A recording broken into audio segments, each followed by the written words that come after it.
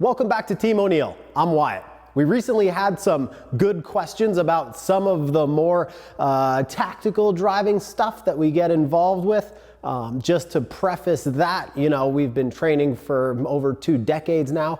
Most of America's most elite kind of silent professionals, the guys and girls that are out there in parts of the world that you wouldn't want to be doing things that we can't talk about. And that's all that I'm really gonna be able to say about that. But what we started getting a couple questions on is kind of this bug out vehicle, sort of a tactical vehicle. If you were in some kind of a, natural disaster or something more man-made happened, or, hey, we're in uncertain times right now, things are happening. If there is, some rioting or whatever might be going on, there's, hey, some big socioeconomic collapse, whatever it might be.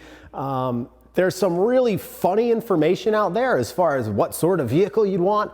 If you were in an emergency in a city somewhere, what kind of vehicle are you going to grab to get yourself or your family out of there and get yourself away from danger to safety, hopefully. If you Google, top 5 survival vehicles or bug out vehicles or any of this stuff, it's all cartoon stuff. I mean, if it looks good on Instagram, that's not the vehicle that you want to be in and trust yourself and your family's security to in an emergency situation, especially if there is that kind of human violence element. If you're going to be operating in bad terrain, if you're in, down in Mexico, there's some cartel stuff going on, whatever might be happening, if things go a little weird, whatever part of the world you're living in, there's a couple of really basic kind of universal guidelines to what sort of vehicle you're going to want to go for.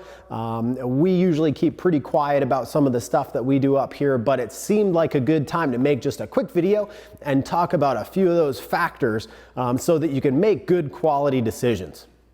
So the number one thing you're looking for in kind of a tactical vehicle or something that you're going to be moving around and potentially in dangerous environments with is low vis, gray vehicle.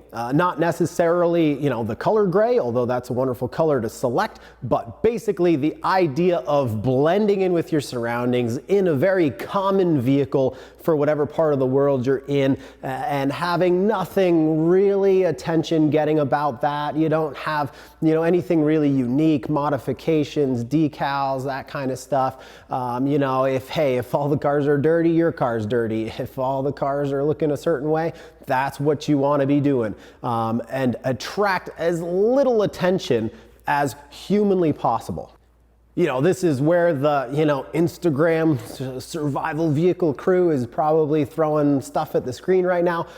Hey, we're sorry. Everybody's got to have a hobby, and it's cool. And if you love off-roading, that's wonderful. But if you're in a potentially dangerous situation, the last thing in the world that you would want is, hey, something like an Earth Roamer or a Sportsmobile or one of these 6-figure off-road camping rigs, or, a Defender 90 with a roof tent and max tracks and jacks and shovels and gas cans and all of that, because you're really just a target. You're going to stand out and you're going to attract a lot of attention that you don't want, because people are going to want your vehicle. They're going to want the things that are inside your vehicle. Where if you're in something a lot more mellow, a lot more nondescript, and you can just, hey, mind your own business, everybody's minding theirs, you go your own way, that's how you want to get through these situations. You can Google most popular vehicle in the United States or Mexico or Africa or the Middle East or wherever you are, and you want to be kind of on that list. Here in the US, if something goes down, you want somebody to be like, whoa, there goes a white sedan or a black sport utility or whatever. The less information they can gather by seeing your vehicle, the better off you're going to be. If they can't even tell what kind of car it is because it's so vague, all the better. There are a ton of really fantastic and really capable options within that kind of nondescript gray vehicle, and you can do some modifications, and we'll talk about that in a second, but The whole idea is to not attract attention and to blend in, not by being, black multicam with all this, ladder racks and LED light bars and all of that, and, hey, tactical. No, the more tactical thing to do is to be invisible, to blend in, to be actually driving something that's fairly common for the part of the world that you're in. So accomplishing that, very easy to do. The second thing is select a vehicle that you're mechanically sure of that you are not going to have a problem with under normal or slightly harsh driving conditions. That means if you're in a city somewhere, things start to get a little weird, you're looking for a new-ish vehicle. I'm sure if you're watching this, you could probably walk around an airport parking lot and figure out, hey, these couple cars are probably gonna make it if I needed to get somewhere, in a hurry for a while, whatever it might be. You can tell what's mechanically really solid looking and new, low miles, maintained versus, something that's got a lot of miles on it. It's got a leaky tire. It hasn't had a timing belt. It hasn't had a water pump. It hasn't had brake pads in a while and spark plugs and tune-up stuff and whatever it might be. Basically, if you're going to be trusting your life to this vehicle, you need that reliability stuff kind of out of the question. You don't have time to be thinking about it or dealing with it. Sure, in a pinch, drive whatever you can get behind the wheel of. And again, if you're acquiring this vehicle in an emergency, older vehicles are going to be a lot easier to get in and get moving without the key. But still, even within that realm, we all know some brands are, synonymous with reliability and being tough and being able to take some abuse, where others might be a worse choice for you. And the more modern and reliable and decent a vehicle is, the better off you're going to be. That means if it's your vehicle, hey, keep a full tank of gas, know how much air is in your tires, keep up on your fluids, make sure you're just doing the basic checklist. It's not anything, race car stuff and rally cars, and we could get into that a little bit, but really it's just doing the basics right for your vehicle and staying on top of it so that if you need to get in and turn the key, that thing's gonna move and it's gonna do what you need it to do, hopefully for an extended period of time, potentially over rough terrain. That segues right into number 3, which is having some mild off-road capability via some ground clearance and hopefully some all-wheel drive or potentially four-wheel drive capability. This doesn't mean that it needs to be, mountain climbing, full off-road capable, locking differentials, big tires, and that kind of thing, because everything is a compromise. That's compromising your high-speed cornering and mileage and some other things that we're going to talk about later that are going to be really important to you. Basically, the litmus test of, is this okay enough off-road, is, hey, can you drive it up onto a curb? Can you drive it on the shoulder or on the grassy shoulder or through the median of a blocked highway or, up and over some landscaping that you might find in suburbia, whatever it might be. Most small sport utilities, even, Subaru Outback is going to be pretty excellent for that. It does not need to be a large truck, certainly not anything that's jacked up and lifted and it's got a whole bunch of stuff going on. You really just need to be able to do that mild off-roading, and that all-wheel drive or four-wheel drive is going to really double the amount of traction that you have to push through some of those situations. If you've got a front-wheel drive Camry or a rear-wheel drive BMW and you try and take it up over a curb somewhere, you're probably going to get stuck. You get that drive tire in the air. Everybody knows open differentials. That one tire sits there and spins, where, mobility is survivability. If an all-wheel drive or four-wheel drive vehicle is going to push through that situation, you're still moving. Being mobile and just continuing forward, backward, side to side, anywhere, being moving and fluidly flexible is the only way to kind of approach these situations. As soon as you're stopped, whether that's in traffic or stuck or whatever's going on and you're having to get on foot to get moving again, your survivability rate goes way down in these situations. That all-wheel drive or four-wheel drive is also a really big advantage if you need to be pushing or pulling things with your vehicle.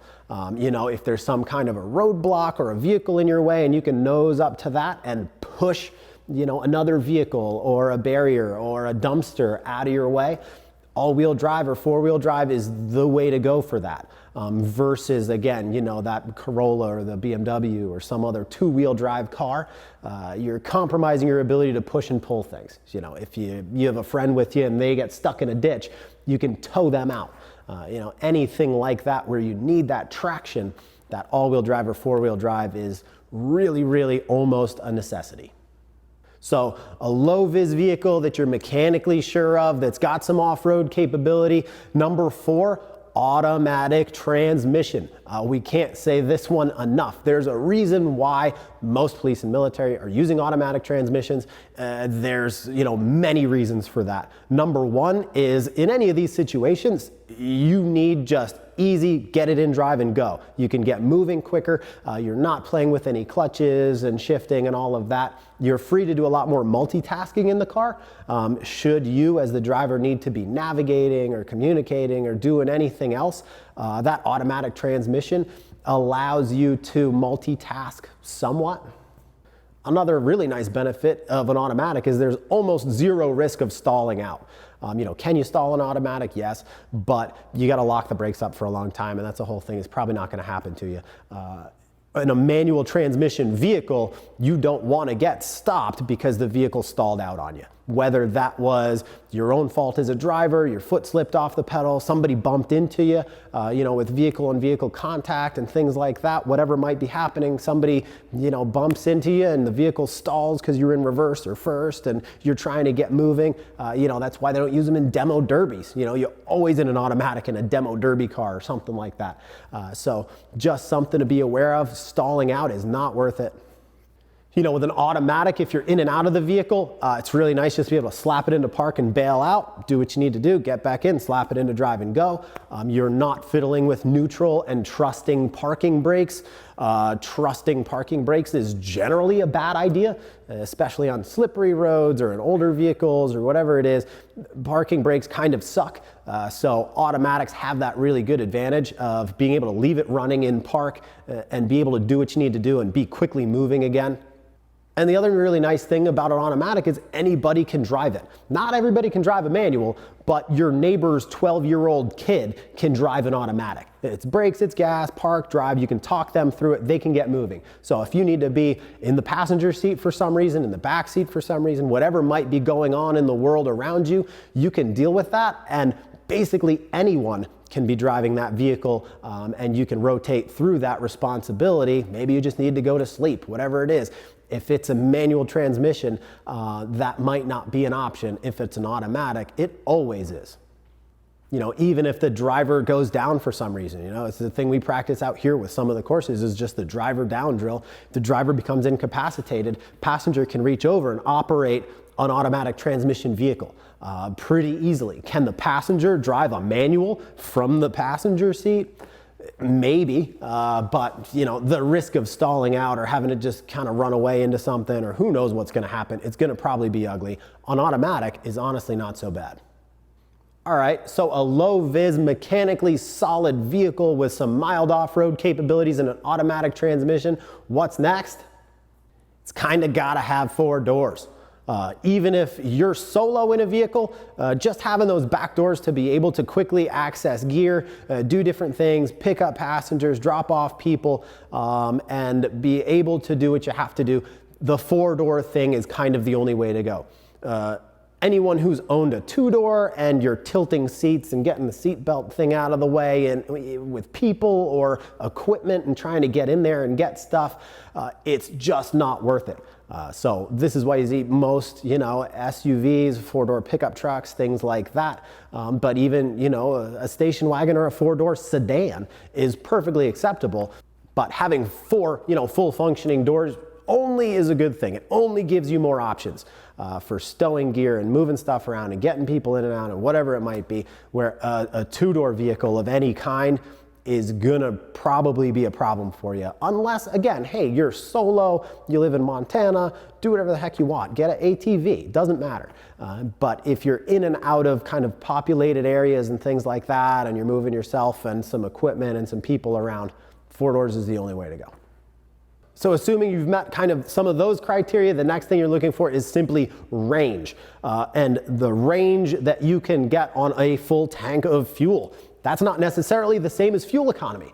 There's a lot of, full-size 4-door pickup trucks that have terrible fuel economy, but the range isn't so bad because they've got big honking gas tanks in them. So do the math, but don't just look at that miles per gallon, because again, most manufacturers do a decent job of saying, oh, it only gets 15 miles to the gallon. We'll put a 15-gallon tank in it, and you've still got 300 miles of range. That 300 miles of range is kind of where you want to be, if not better. That's why you see people with the external gas tanks and carrying extra fuel and that kind of thing. And there are good, safe ways of carrying extra fuel. But just know, especially with ethanol gas, it goes bad after a while if you're not using it. Everything else, you got to refresh that supply. Most cars come with relatively good fuel range from the factory, but you always want to know in the back of your head, hey, I've got 320 miles on a full tank of gas, and you keep your gas tank pretty full because that gives you an idea of the range you might be able to go. Again, mobility is survivability. In a bad situation, the gas stations aren't where you want to be. You want to be moving away from those populated areas, and a lot of times those close gas stations are going to be selling out. And all the way towards the bottom of the list we're getting now is performance. It's one of the least important things that you really need to be thinking about is actual speed, handling, performance, because that's not going to be the situation you're in. Hollywood kind of makes us think that the Aston Martins and the Jaguars and the whatever. That's not what you want. That's the opposite of what you want. Most vehicles out there in the world can do 90 miles an hour on the highway pretty safely. And that 90 miles an hour is kind of the threshold where, sure, if your vehicle can't do 90 miles an hour safely on the interstate, you've got a problem. But chances are you've modified it to make it that way. Almost everything stock from the factory, you can do 90 down the interstate.